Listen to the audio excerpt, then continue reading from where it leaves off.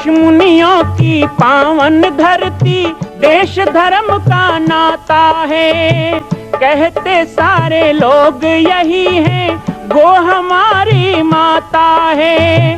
जाग उठो ओ भारतवासी, जाग उठो ओ भारतवासी, गौ पर छुरियां चलती हैं। बंद करो गो माँ की हत्या, सारी जनता कहती है। बंद करो गो माँ की हत्या, सारी जनता कहती है।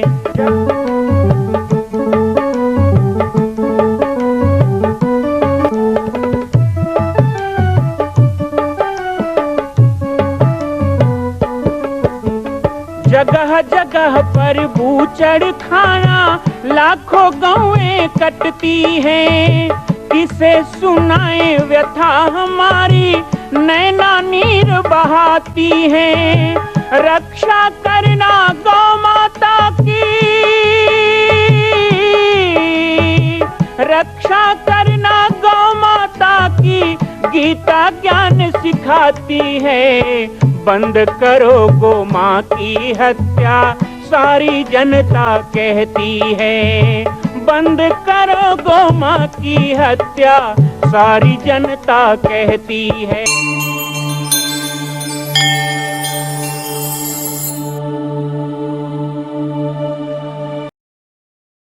उनको छोड़ के मुझे बिछोड़ना पड़ेगा। माँ, मैं तो इसलिए रोई हूँ कि आज तक रघुकुल में ऐसा नहीं हुआ जैसा मुझे करना पड़ रहा है। माँ को समझने ने कहा, सीते क्या बोल रही है तू? हाँ माँ, मैं ठीक कह रही। क्या?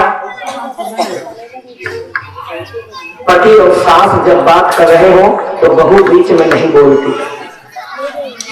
सीता के वचन है, ध्यान देना। पति और सास जी जब बात कर रहे हो तो रघुकुल की बहू बीच में आके नहीं बोलती है। माता जी, आज मैंने रघुकुल का नियम तोड़ दिया है, रघुकुल की मर्यादा को तोड़ रही हूं, इसलिए मुझे बोलना है। वो महान परंपरा। आज तो पति और सास बात कर रहे हो तो कई माताएं तो हाथ पकड़ के खींच के ले अंदराओ, पहले सुन लो। बोलना तो बहुत छोटी बात। हम सीखते क्या है मानस, क्या सीखना? मैंने कल भी अनुभव किया था कि टीवी के द्वारा जो अनैतिक संस्कृति प्रचारित हो रही है, इसे बंद करो। क्या सीख रहे हैं माताएं बहनें, क्या सीख रहे हैं सास बहुएं, क्या सीख रहे हैं छोटे छोटे बच्चे? पूरे परिवार के लोग बैठकर एक साथ देख सके ऐसा चित्र नहीं है। वो विचित्र चित्र देखने में लगा है संसार आप सभी। फिर कैसे आप धार्मिक हैं? कैसे माने कि आप भारत की संस्कृति को बचाने के लिए चिंतित हो? कैसे माने कि कल में आने वाली पीढ़ी जानेगी कि माँ बहन कौन है? कैसे माने कि आने वाली संस्कृति के नौजवान समझ पाएंगे कि हमारे संस्कृति में का मंत्र भी किसी कोने में लिखा हुआ है? टीवी की अब संस्कृति को दूर करना चाहिए। तो बच्चों को बचाओ इन सब चीजों से, हमारे जीवन में विष घोलने वाले सब चीजें। श्री रामचरित्र मानस का पठन पाठन जागृति लाता है, तो जागृति नहीं।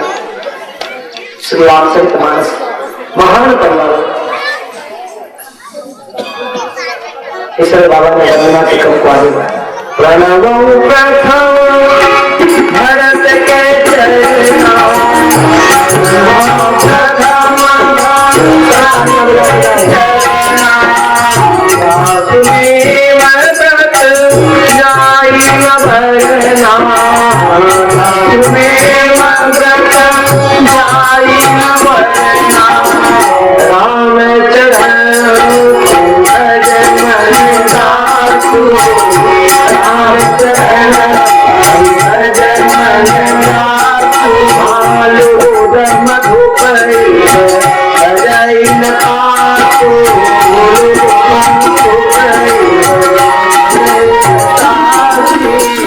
महाराज के चरणों की वंदना करता हूँ। जिस भरत के प्रेम को सदसद वंदन किया शेष सारदा सबने, ऐसे भरत की वंदना बाबा ने की है।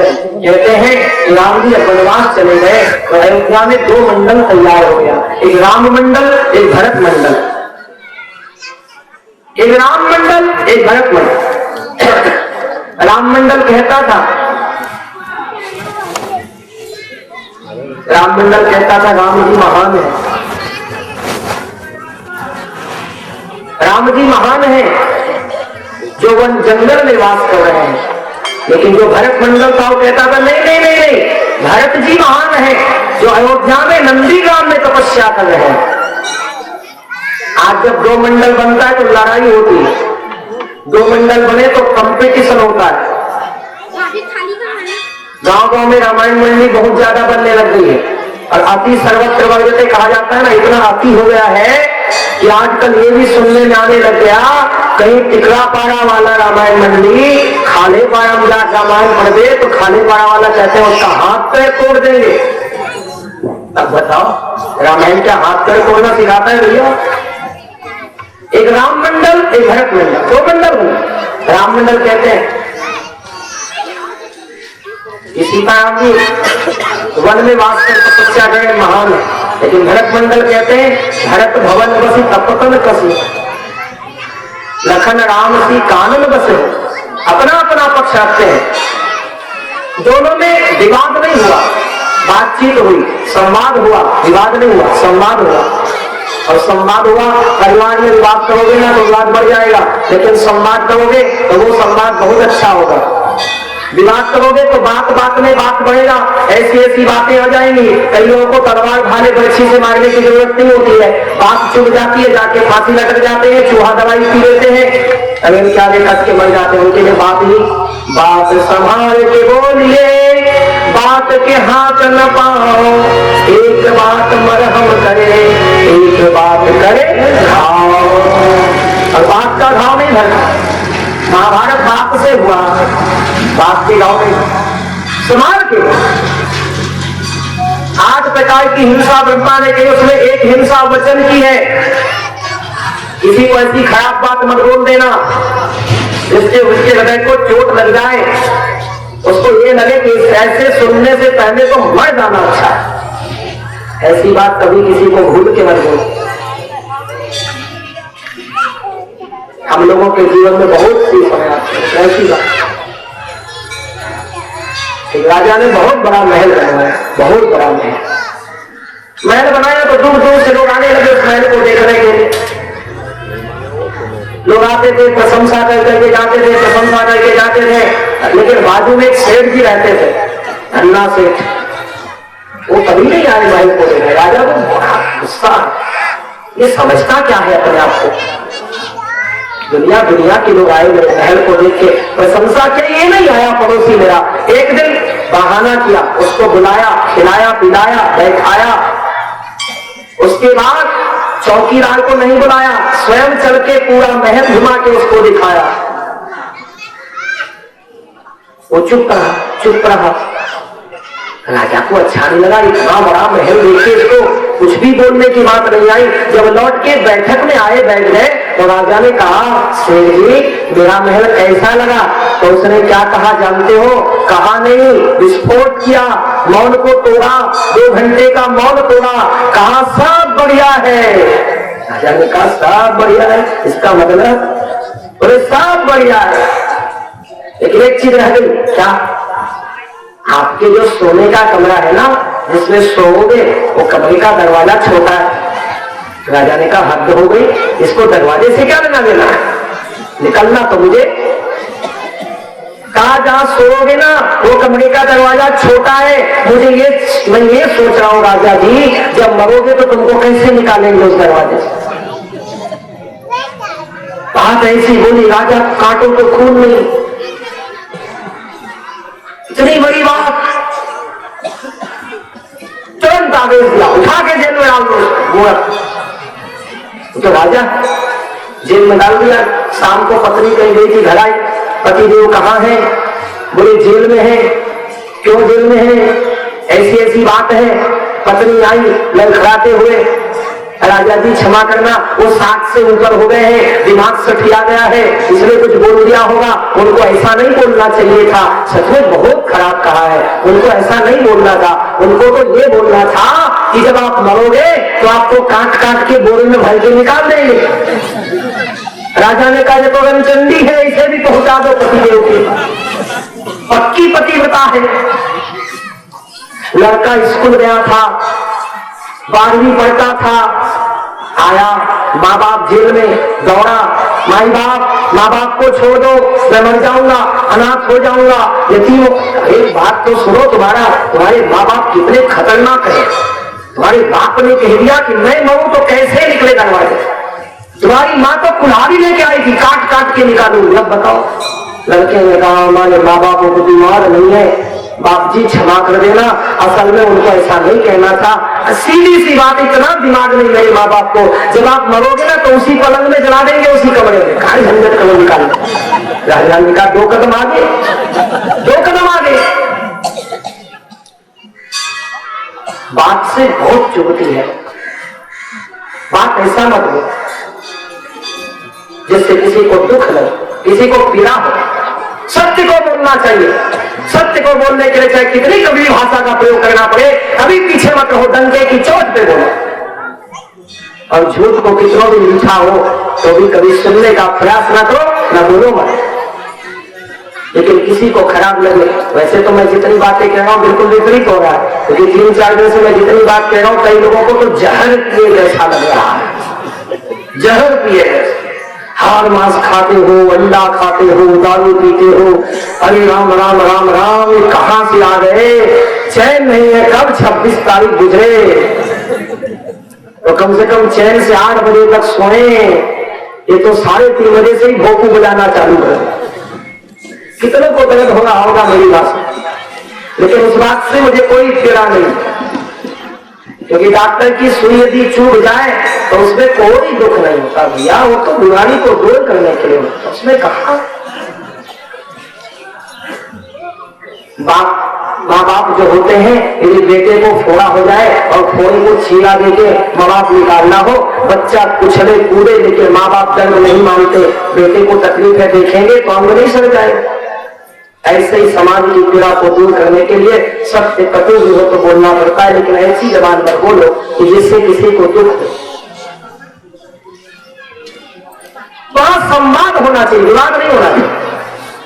समाज में, घर में, परिवार में विवाद की स्थिति आए तो बड़े बुजुर्गों को चाहिए कि संवाद का क्रम बनाओ, बैठो, विचार करो, चर्चा करो, लड़ाई मत करो, झगड़ा मत करो, विवाद मत करो। प्रेम भाव से सब सुलझ सकता है, संवाद से। तो अयोध्या में संवाद हुआ, राम मंडल, भरत मंडल, दोनों ने संवाद किया, और दोनों के संवाद में क्या निकला जानते हैं? दोहोदी समूझी लखन राम सिया कान बसई, राम कान बसई, भरत भवन बसी तपन कथई,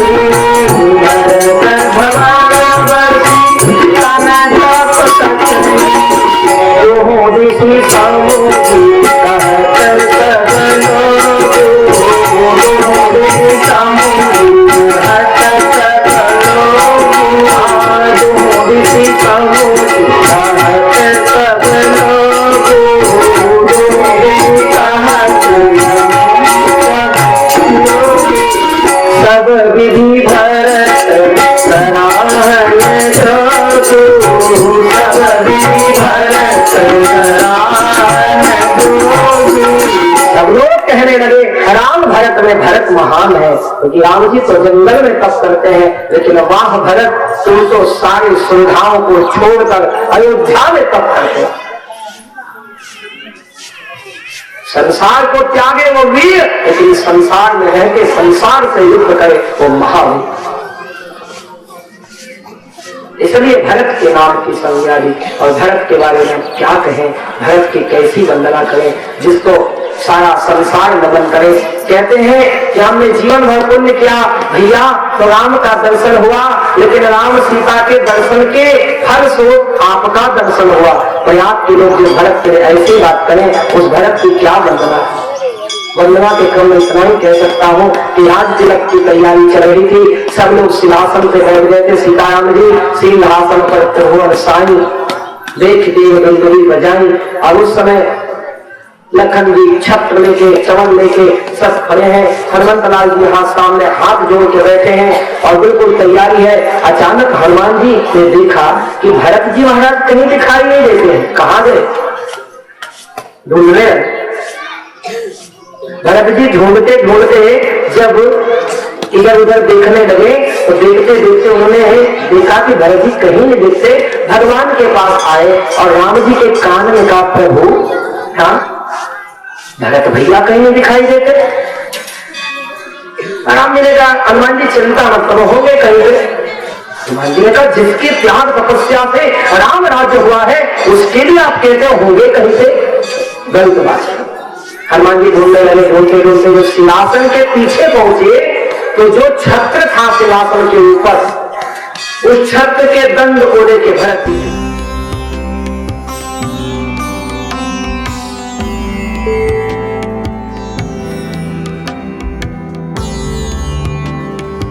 मां कौशल्या की पावन जन्मभूमि छत्तीसगढ़ प्रांत में बालोद जिला में स्थित है श्री सर्वसिद्ध शक्तिपीठ जामड़ी पाटेश्वर धाम। परम पूज्य सद्गुरुदेव राजयोगी बाबा जी की तपस्थली श्री पाटेश्वर धाम और विश्व के अद्वितीय मां कौशल्या जन्मभूमि मंदिर निर्माण का दर्शन करने और इसी प्रकार समसामयिक विषयों पर अपना ज्ञान वर्धन करने के लिए और 10,000 गायों के लिए बनने वाले श्री हनुमान नंदीशाला गो अभ्यारण्य का समाचार प्राप्त करने के लिए आप सभी देखते रहें YouTube चैनल पर राम बालक दास, और हमारे चैनल को आप सभी सब्सक्राइब करें, घंटी का बटन दबाएं ताकि आप सूचनाओं से जुड़े रह सकें। जय श्री राम, जय गौ माता, जय गोपाल।